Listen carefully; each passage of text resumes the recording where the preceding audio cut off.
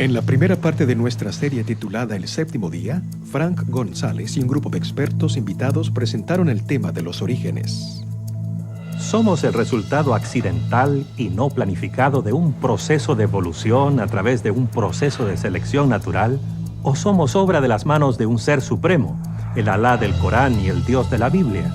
¿Debemos nuestra existencia a los dioses aztecas o babilónicos, o a ciertas criaturas del espacio exterior? ¿Cuál es la verdad acerca de nuestro origen? ¿Cuándo nació nuestro universo? ¿Cómo se acomodaron los astros en sus lugares? La ciencia puede explicar cómo se desenvuelve el universo y cómo ocurren las cosas en el mismo, pero no puede explicar por qué existen las cosas en vez de no existir nada. Por la palabra de Jehová fueron hechos los cielos, y todo el ejército de ellos por el aliento de su boca. Y acabó Dios en el séptimo día la obra que hizo, y reposó el día séptimo. Dios crea el mundo en 6 días y descansa en el sábado. Con todo, el sábado es también en sí una creación que sitúa los otros días en perspectiva. El mandamiento de observar el día de reposo cada séptimo día, el mandamiento más largo del Decálogo, fue preservado con los otros 9 en tablas de piedra y colocado en el arca del pacto. La gente hoy necesita hallar un santuario en el tiempo, lo cual es el sábado. En su encíclica Dies Domini, el Papa Juan Pablo II sugirió que el día de reposo nos recuerda que el universo y la historia le pertenecen a Dios. En más de un centenar de idiomas antiguos y modernos, el nombre dado al séptimo día de la semana significa reposo o su equivalente. A medida que aumentamos nuestro conocimiento del pasado y desentrañamos sus misterios, los contornos de nuestra historia se vuelven cada vez más precisos. De cuevas y tumbas, de pétreos farallones que una vez fueran ciudades y poblados, de las ruinas de tribus y naciones perdidas en el tiempo, surgen nuevos indicios que amplían nuestra comprensión de la historia humana. Los arqueólogos están constantemente añadiendo al cuadro elementos obtenidos en los registros de civilizaciones y sociedades extintas, así como los volúmenes de la literatura antigua. Hay un día que establece la estructura semanal del tiempo y conecta a la familia humana con sus orígenes, el sábado, séptimo día, que nos une con el Creador. Y ahora, la segunda parte de la serie, Un santuario en el tiempo.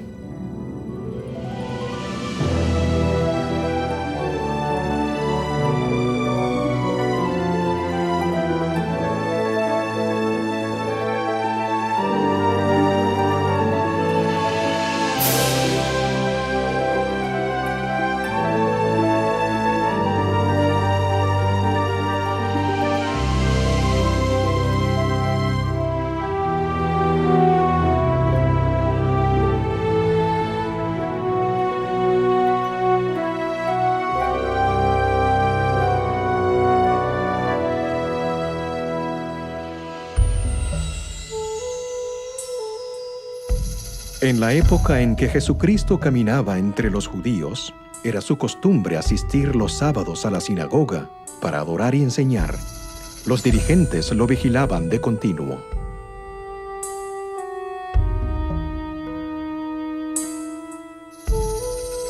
Algunos de los rabinos discutían con él acerca de la forma correcta de observar el sábado. Acechaban para ver si sanaría a la gente en el día santo, con el fin de acusarlo de quebrantar el sábado.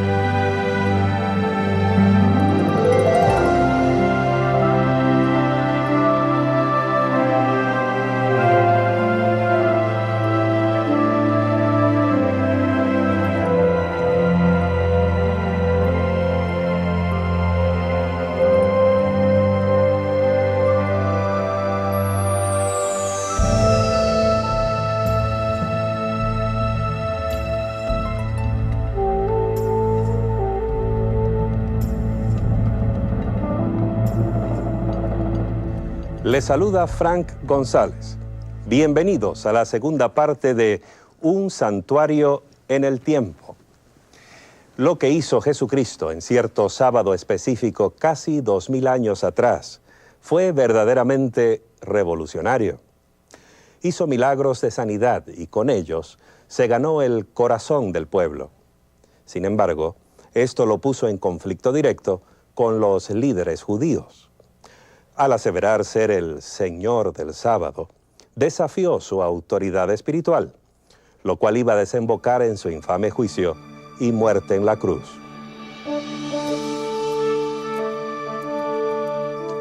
Jesús nació en Belén, un poblado insignificante de Judea, durante el reinado de César Augusto, el primer gran emperador romano. En esos tiempos, el Imperio Romano contenía dentro de sus fronteras docenas o hasta centenares de religiones y creencias, desde el zoroastrismo en Persia hasta los misterios griegos y el druidismo de los celtas ingleses. Las iniciaciones secretas y los ritos de fertilidad eran comunes, así como la creencia en la astrología. Los mismos romanos admiraban la religión y la cultura de Grecia. Adoptaron los dioses griegos y los mezclaron con sus propias religiones. El resultado fue una mezcla de culto a los antepasados, al emperador y al sol. Una religión dirigida no a un dios, sino a muchos.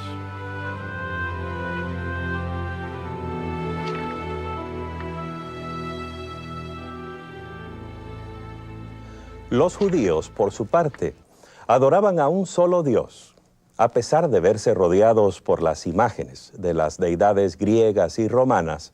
Servían a un Dios invisible. No tenían imágenes que lo representaran. No celebraban ritos de iniciación o de fertilidad. En cambio, tenían un día que los apartaba, un día sin igual en ninguna otra religión. Era un período de 24 horas dedicado completamente a su Dios. Los judíos tenían el sábado. Después del éxodo de Egipto, Dios hizo un pacto con Israel. Parte de este contrato incluía los 10 mandamientos. El cuarto de estos manda guardar el sábado, el séptimo día de la semana, como un memorial de su creación y su redención de Egipto. Al guardar este día santo, que era una señal entre Dios e Israel, recordarían que el Señor era su Dios y ellos su pueblo. Guardad mis sábados, porque el sábado es señal entre vosotros y yo por vuestras generaciones, para que sepáis que yo soy el Señor que os santifico. Podemos suponer que los judíos del primer siglo conocían y estudiaban los 10 mandamientos. El Decálogo les decía, tal como nos dice a nosotros, que el sábado es un recuerdo de que Dios creó el mundo en 6 días y es un memorial del éxodo de Egipto. Para los judíos del primer siglo, el sábado era un período de intensa espiritualidad, una ocasión para relacionarse con el Dios que creó el universo en 6 días y reposó en el séptimo. Por eso, ellos también reposaban el día séptimo. Además, en la liturgia judía recordaban que Dios los había sacado de Egipto. De este modo, el sábado llegó a ser para ellos una celebración de su libertad. La observancia del sábado era la marca inconfundible del judío. Lo ponía aparte de todos los demás. No se la podía esconder. A ojos de los observadores griegos y romanos, la observancia del sábado era una de las peculiaridades de los judíos. Veían un pueblo que cada séptimo día se abstenía de trabajar. Los griegos y romanos no tenían nada comparable. Los judíos del primer siglo aprovechaban que no podían trabajar en sábado, dedicándolo a regocijarse. El viernes de noche servían una cena deliciosa a la luz de las velas y a menudo incluía 2 hogazas de pan para conmemorar el maná que cayó en el desierto. El sábado, sin duda, asistían a la sinagoga. Allí podían ver a sus amigos y conversar con ellos. Y según las evidencias que tenemos, también estudiaban la Torá y adoraban juntos. A los observadores externos les llamaba continuamente la atención la rara costumbre judía de negarse a trabajar el sábado. Un filósofo, Séneca, llegó a decir que los judíos, al no trabajar durante el sábado, dedicaban la 7ª parte de su vida a la ociosidad. Cuando Jesús apareció en escena, El sábado había quedado aplastado bajo el peso de numerosos reglamentos arbitrarios. Los rabinos habían transformado el reposo sabático en una ciencia detalladísima, carente de gozo o significado. En el primer siglo, la observancia del sábado se basaba en una serie de prohibiciones. Se prohibía atar o desatar un nudo, cocinar, escribir más de una letra del alfabeto, llevar cualquier carga, aun cosas en el bolsillo, así como mucho del trabajo cotidiano, por ejemplo, preparar pieles y cueros y las actividades necesarias para la subsistencia. Se prohibía prender fuego para cocinar o apagarlo, así como viajar más de 2000 codos más allá de la vivienda de uno. 2000 codos equivalen a casi 1 kilómetro. La forma como los judíos guardaban el sábado era muy legalista. Uno no se podía mover, no podía hacer nada, pero Jesús vio que esa era una distorsión del plan que Dios tenía para la humanidad.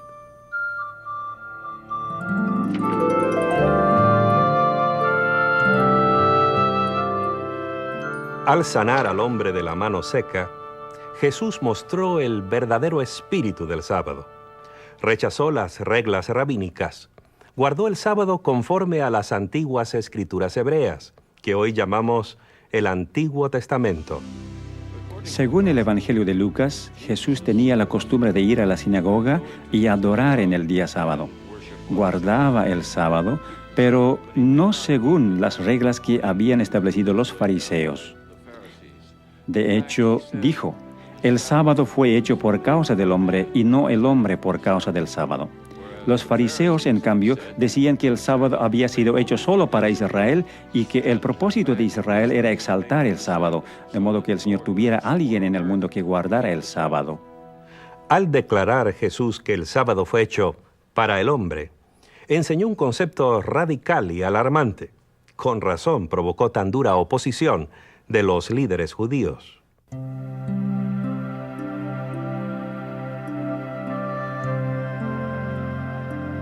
En otro sábado, Jesús enseñaba al pueblo.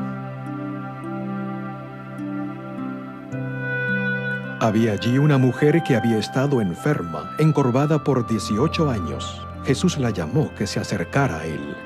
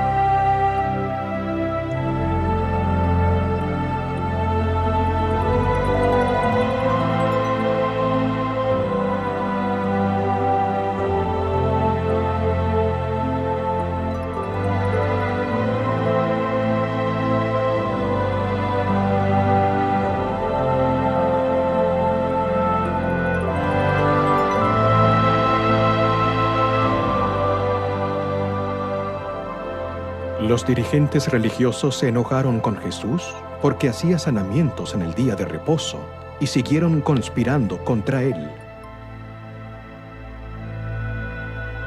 Para los líderes religiosos, esa conducta era un escándalo, en especial por quebrantar su regla del peligro mortal.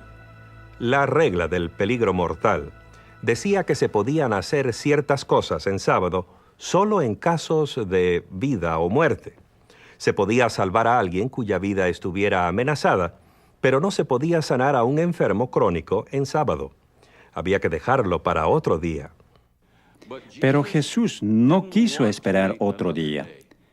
Básicamente estaba diciendo, ustedes desatan a sus animales para que estos reposen el sábado, pero me critican a mí por haber soltado la carga de esta mujer, de modo que pueda guardar el sábado por primera vez en muchos, muchos años. Era un argumento devastador. San Juan, en su registro de la vida de Jesús, informa que por esta causa los judíos perseguían a Jesús y procuraban matarlo, porque hacía estas cosas en sábado. Acusaban a Jesús de quebrantar el sábado. Temían que si la gente seguía a Jesús, llegarían a ser una nación de quebrantadores del sábado, lo cual les acarrearía la ira y los juicios de Dios. Así perderían su nación. Fue este temor lo que los llevó a crucificar a Cristo.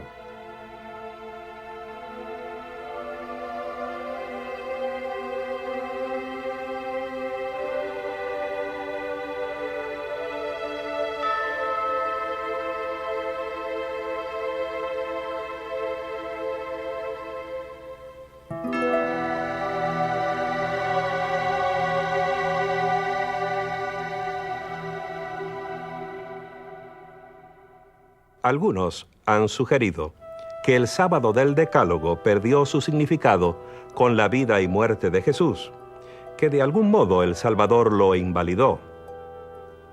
Cuando Dios dijo que el sábado fue hecho para el hombre y no el hombre para el sábado, podría haber dicho que el sábado había sido dado para Israel y que no era necesario que los no judíos, y quizás hasta los mismos judíos, lo guardaran. Cristo tuvo muchas oportunidades para decir que el sábado no era importante, que era hora de terminar con él. En cambio, todas las controversias que tuvo con los fariseos no tuvieron nada que ver con la validez del sábado, sino cómo debía ser guardado. Si alguna vez hubo alguna duda en cuanto a cómo guardar el sábado, Cristo la disipó. El secreto era seguir la autoridad de las Sagradas Escrituras y no las leyes y tradiciones humanas. Lo humano había invadido a tal punto el sábado que la realidad original casi no se veía. Jesús se abrió paso a través de todo eso hasta exponer el corazón del sábado, a saber, la relación que debe existir entre nuestro amante Creador y su pueblo. De este modo, el sábado, apartado de las actividades seculares, podía ser un día de acción, de cuidar a nuestros semejantes, un día de comunión social, en el cual dedicar más tiempo a Dios, a nuestra familia y a nuestros vecinos y amigos. Muchos devotos cristianos se sorprenden al leer que su propio día de culto se basa en reglas y tradiciones eclesiásticas y no en las Sagradas Escrituras. Algunos creen que Jesús quebrantó a propósito el sábado para establecer un nuevo día cristiano de culto. Esta idea carece de apoyo bíblico o histórico. Jesús no quebrantó el sábado del Decálogo. Lo que hizo fue desafiar las costumbres y tradiciones humanas. Al hacer esto, mostró la verdadera forma de guardar el sábado bíblico. De hecho, Jesucristo liberó el sábado de las tradiciones que lo habían convertido en una rígida formalidad y restauró su verdadero propósito como una celebración de la relación correcta entre el hombre y su prójimo y con su Creador.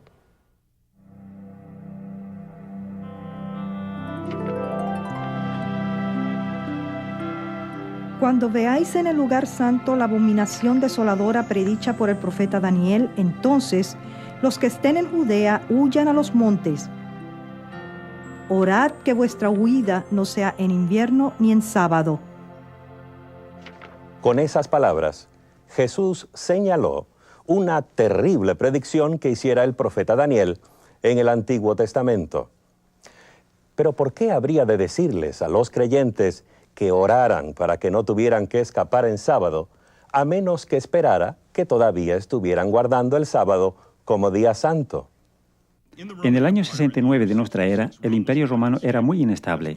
A dicho año se lo llama el año de los 4 emperadores y los primeros 3 no murieron de causas naturales. Por eso los judíos pensaron que el momento era favorable para sacar partido de esa inestabilidad y promover su propia libertad de la opresión imperial. El general romano Vespasiano atacó la ciudad en un intento de ahogar la revuelta.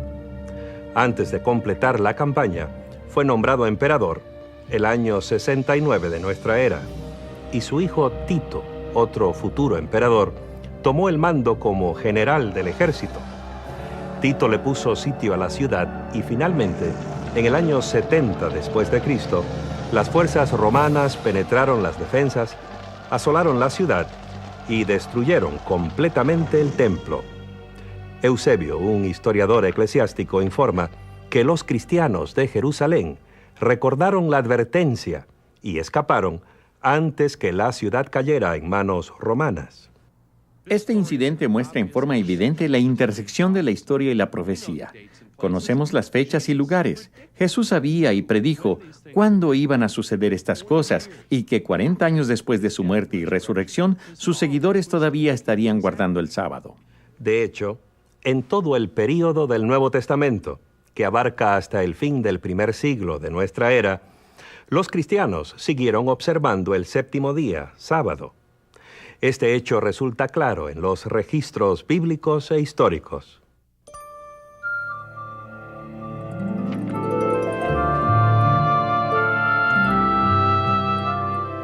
Para los primeros cristianos, su relación con el judaísmo no era una interrupción, sino un progreso. En efecto, su religión se basaba en el cumplimiento de las esperanzas y expectativas del Antiguo Testamento. Los cristianos no creían estar fundando una nueva religión. Creían ser judíos, el verdadero Israel. Eran los hijos de Abraham. Si eran gentiles, eran hijos de Abraham por la fe. Los judíos y los cristianos compartían la creencia de que Dios actúa en la historia, en el Sinaí, en el Éxodo, en la creación, y que el registro de esos actos se halla en las escrituras hebreas. El corazón de la teología cristiana y judía lo conforma la creencia de un solo Dios personal, un creador amante que se relaciona con sus criaturas. Esta creencia proveía también el corazón de la experiencia del reposo sabático, al requerir una relación personal con el amoroso Creador. Pero para los cristianos, la vida y muerte de Cristo añadió una nueva dimensión, una nueva razón de reposar el sábado. Por tanto, queda un reposo sabático para el pueblo de Dios.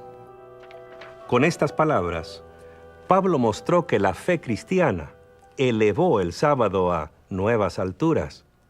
Con la muerte y resurrección de Jesús, los cristianos adquirieron una esperanza nueva, la de ser librados de un mundo de pecado.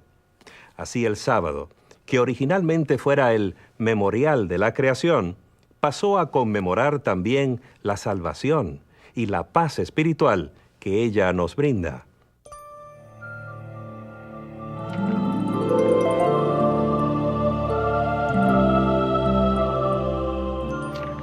Esto plantea una pregunta interesante.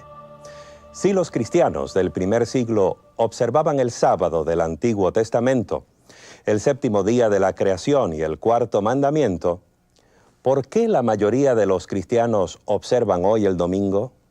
¿Cuándo se cambió el sábado por el domingo? ¿Hay algún indicio en el registro bíblico?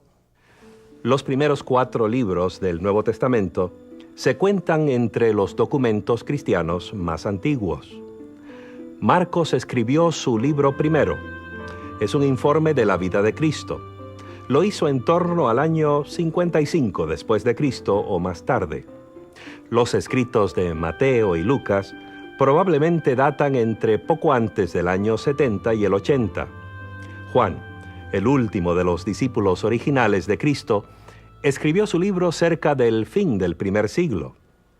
A pesar de sus fechas tardías, entre 30 y 70 años después de la muerte de Cristo, estos libros no contienen ni la menor indicación de que Jesús o sus discípulos hayan considerado cambiar el día de reposo y adoración del séptimo día de la semana al primero.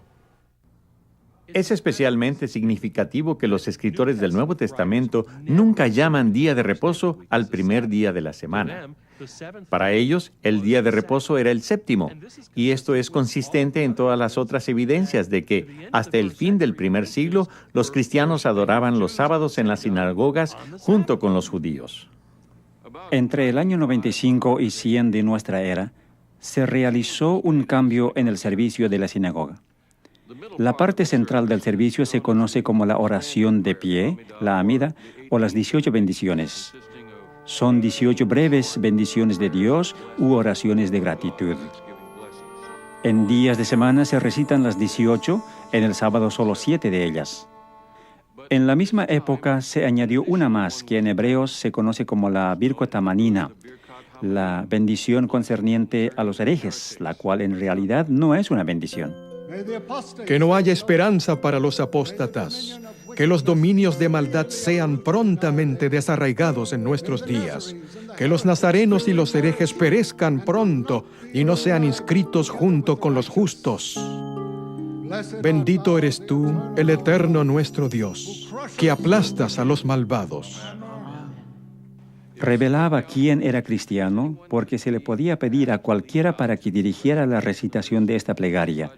Y al final de cada bendición todos debían decir amén, y esto hizo que fuera sumamente incómodo, de hecho imposible, para los cristianos participar desde entonces en adelante en los servicios de la sinagoga dirigidos por los fariseos. La evidencia que provee esta oración de la sinagoga nos ayuda a enfocar el cuadro de los cristianos del primer siglo. Es claro que guardaban el sábado junto con sus hermanos judíos. Pero esta idea es una verdadera revelación para la mayoría de los cristianos de hoy. Y resulta inquietante comprobar que el prejuicio contra los judíos afectó profundamente el concepto que algunos cristianos tenían del sábado. En la literatura eclesiástica de los primeros cristianos se nota un gran deseo de separarse y distinguirse de los judíos. Como resultado, aparece en ella mucho antijudaísmo o antisemitismo. En parte son comentarios insultantes acerca de los judíos y otros son intentos de separarse de lo que se consideraba como religión del Antiguo Testamento.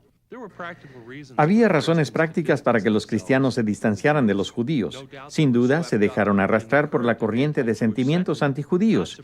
Es sorprendente ver la intensidad de los conflictos entre judíos y romanos.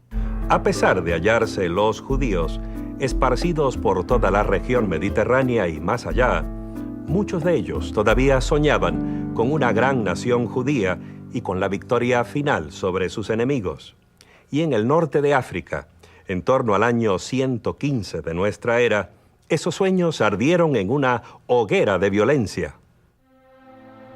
Los judíos de la región de Cirene habían puesto a la cabeza de ellos a un cierto Andrés, y estaban destruyendo tanto a los romanos como a los griegos. A muchos los aserraron partiéndolos en dos, desde la cabeza hacia abajo. A otros los echaron a las bestias salvajes, y a otros aún les obligaron a luchar como gladiadores. En total, perecieron 220,000 personas. En Egipto también perpetraron ultrajes semejantes, y en Chipre, Diocasio. Pocos años más tarde, en el 132, la oposición judía a la autoridad imperial encendió otra violenta revuelta, esta vez en Jerusalén. Nuestras antiguas fuentes nos dan dos razones para explicar la insurrección de Bar Kokhba. Primero, el emperador Adriano prohibió la circuncisión. Los judíos ya no podían cumplir este rito. Segundo, el mismo emperador decidió reconstruir Jerusalén como una ciudad pagana, la ciudad Ilia Capitolina.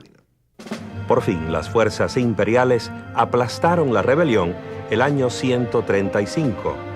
Adriano les prohibió a los judíos entrar a Jerusalén, así como la observancia del sábado y otros ritos religiosos. A través del Imperio Romano había un fuerte sentimiento antisemítico. Los judíos eran el enemigo. Los cristianos no querían ser asociados con ellos y ser así considerados también enemigos. Fácilmente podían dejar de lado la observancia del sábado, que era una marca de judaísmo. ¿Dónde, pues, y cuándo comenzaron los cristianos a observar un día distinto de culto? Las páginas perdidas de la historia nos llevan en una dirección sorprendente.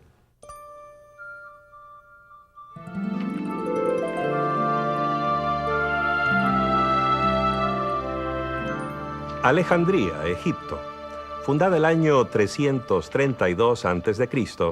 por Alejandro el Grande, uno de los grandes centros mundiales de literatura, ciencia y comercio, un caldero de ideas religiosas y filosofía clásica. Existen sólidas evidencias de que los cristianos de Alejandría fueron los primeros en reemplazar la observancia del sábado por servicios de culto dominicales.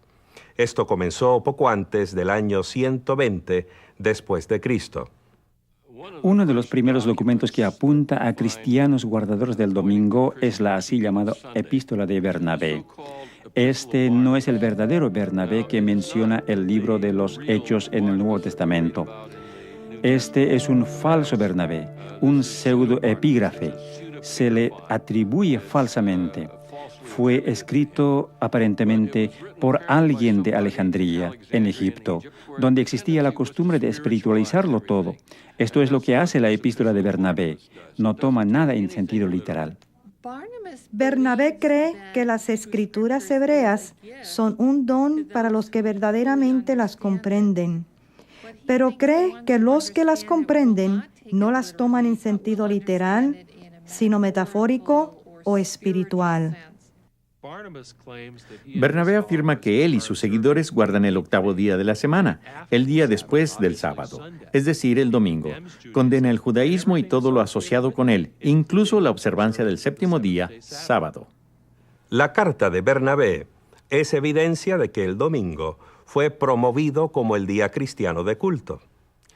Pero para hallar el verdadero corazón del movimiento en favor del domingo, debemos cambiar nuestro enfoque de Alejandría hacia el oeste, al corazón del Imperio Romano. Es en la antigua Roma donde hallamos la primera descripción de cristianos que guardaban el domingo. Proviene de Justino Mártir, un converso a la nueva fe. Pero el domingo es el día en que celebramos nuestra asamblea común, porque es el primer día en que Dios, habiendo efectuado un cambio en las tinieblas y la materia, hizo el mundo. Y en el mismo día Jesucristo, nuestro Salvador, se levantó de los muertos. Los antiguos cristianos que comenzaron a guardar el domingo necesitaban una justificación teológica para guardar el primer día de la semana. Y la encontraron al vincular el primer día semanal con el primer día de la creación. Al hacer esto, estaban negando la autoridad de Cristo, quien se declaró a sí mismo Señor del sábado, el séptimo día de la creación.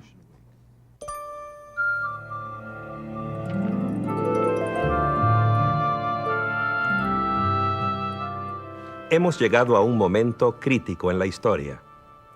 Al aislar de sus raíces bíblicas el día santo semanal, los dirigentes de la Iglesia lo separaron de su fuente de significado espiritual.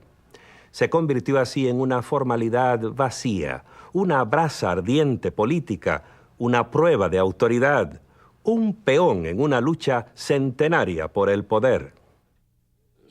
Era atractivo reemplazar el sábado con el domingo porque en torno al primer día estaba surgiendo cierta aura debido a las tendencias nuevas en el paganismo que hacían del domingo el día de adorar al sol, pensar en el sol.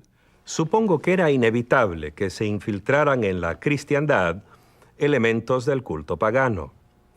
Después de todo, los cristianos eran una pequeña minoría en un mundo predominantemente pagano. Un mundo que adoraba dioses mitológicos, emperadores muertos y el invencible sol. Los historiadores por lo general dicen que el Imperio Romano fue fundado en el año 31 a.C. En ese año, Octavio derrotó a las fuerzas de Marco Antonio y Cleopatra y volvió a Roma para convertirse en el primer César Augusto. Fue en esa época también que hizo llevar a Roma dos grandes obeliscos. Instaló uno de ellos en el Circus Maximus. Por supuesto, no solo estaba dedicado al dios Sol, sino que además era una prueba muy visible de que Roma había conquistado Egipto. La dedicatoria decía: César Augusto dedica esto como una ofrenda al sol. Pero también decía: porque Egipto ha sido conquistado. Así, los que asistían al circo para ver los juegos veían no solo la dedicación al sol, sino también que el dios sol romano había triunfado sobre el dios sol egipcio. Hay informes de mediados del primer siglo que proveen evidencia adicional de lo popular que era el culto al sol. Nerón, el notorio emperador, comisionó a un escultor para que creara una estatua de casi 35 metros de altura, con su propia cabeza esculpida al estilo del dios Sol. Cuando Vespasiano construyó su gran anfiteatro, que hoy conocemos como el Coliseo, tomó ese enorme coloso, así llamaban antiguamente a las estatuas, que representaba a Nerón. Le cambió las facciones y lo dedicó al dios Sol. El emperador Heliogábalo era tan devoto de su dios Sol oriental que tomó el nombre de la deidad. Llevó su dios en la forma de un meteorito negro desde Siria hasta Roma y adoptó un estilo de vida oriental. Así pues, la moda oriental, las orgías orientales y la conducta oriental de Heliogábalo lo llevaron a la ruina en 4 años. A pesar de que su dios fue devuelto porque la piedra negra fue enviada de nuevo a Siria, la adoración al sol continuó. El antiguo historiador Plutarco informa que el general romano Pompeyo debió ir al Mediterráneo oriental para castigar a los piratas que atacaban a los barcos mercantes. Esto fue alrededor del año 50 a.C. Derrotó a los piratas, los capturó y los llevó consigo a Roma. Sucede que los piratas eran adoradores de Mitras, el dios Sol, y de esos piratas se popularizó la adoración a Mitras en Roma, especialmente entre los militares. Pienso que a los militares romanos, Mitras les parecería una divinidad especialmente atractiva.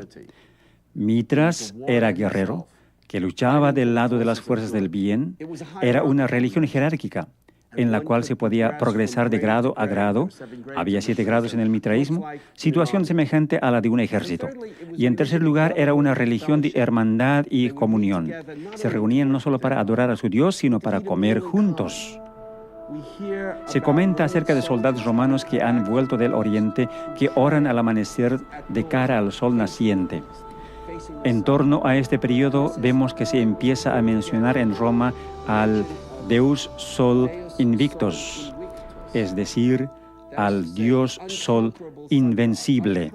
Invencible porque la noche trata de conquistar el sol cada 24 horas, pero al amanecer el sol ha sobrevivido y ha vencido a la noche.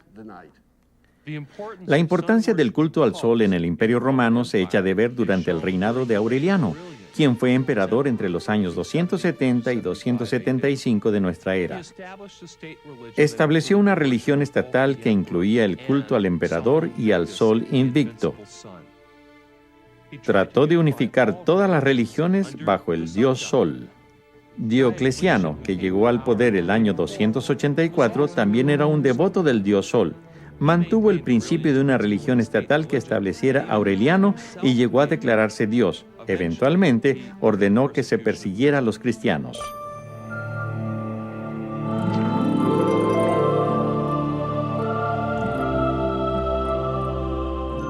A ciertos dirigentes cristianos les pareció buena idea aprovecharse de la popularidad del domingo. En especial, la observancia del domingo haría que el cristianismo les resultara más atractivo a los paganos que ya adoraban al sol en ese día. Por ejemplo, el emperador romano Constantino era, al igual que Aureliano y Diocleciano antes que él, un adorador del sol. Fue el primer emperador romano que profesó el cristianismo. Supuestamente se convirtió durante una campaña contra sus rivales. Las biografías escritas por sus partidarios dicen que antes de una importante batalla cerca de Roma, Constantino vio en el cielo una visión de la cruz. Acreditó a esa visión su victoria subsiguiente y se declaró cristiano. Los historiadores debaten si la conversión de Constantino fue o no genuina, ya que a través de casi todo su reino mantuvo sus supersticiones paganas. Solo cuando se hallaba en su lecho de muerte, consintió en su bautismo. A pesar de eso, su reinado marcó un vuelco dramático en la historia de la cristiandad. El año 313, con la aquiescencia de su corregente Licinio, legalizó la religión cristiana. El reinado de Constantino el Grande conforma una de las épocas en la historia del mundo. Es la era de la disolución del Imperio Romano. el comienzo, o más bien la consolidación de un nuevo tipo de despotismo oriental, con una nueva capital, una nueva constitución y finalmente una nueva religión. ¿Se convertiría Constantino al cristianismo o sucederían las cosas en forma opuesta? ¿Quién sabe? Pero lo importante para nosotros es que lo que surgió fue una iglesia diferente y un estado diferente. De hecho, ambos estaban tan íntimamente mezclados que es difícil ver dónde terminaba uno y el otro comenzaba. Al parecer, la religión personal de Constantino era una mezcla de adoración solar mitraísta y cristianismo. Según Eusebio, su biógrafo cristiano, Constantino ordenó a sus ejércitos a ser celosos en honrar el día del Señor, el domingo, refiriéndose a él como el día de la luz y del sol, términos que son claramente paganos. Veamos un pasaje de su famosa ley dominical del año 321. En el venerable día del sol, los magistrados y el pueblo que reside en las ciudades deben descansar, y todos los lugares de trabajo deben estar cerrados. En el campo, sin embargo, los individuos ocupados en la agricultura pueden continuar libre y legalmente sus ocupaciones. La primera ley que requería que la gente celebrara y descansara en domingo es la que promulgó el emperador Constantino en el año 321. Y lo hizo sin referencia alguna a la teología o a las ideas de los cristianos. Dice que se abstengan de trabajar en el venerable día del sol, lo cual alude al hecho de que el sol se iba convirtiendo cada vez más en un objeto de culto. De este modo, la primera ley que exigía que la gente guardara el domingo no tenía absolutamente nada de sabor cristiano.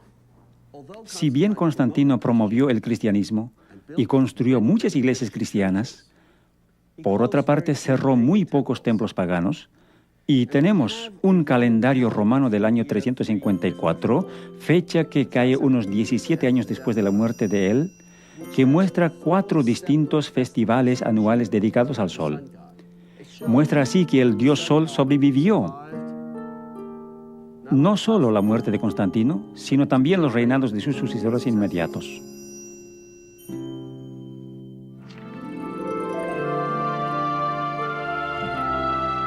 La ley dominical de Constantino, ¿le puso término a la controversia entre el sábado y el domingo? No. Según registros de la antigua ciudad de Laodicea, donde se reunieron los dirigentes de la iglesia en torno a mediados del siglo IV.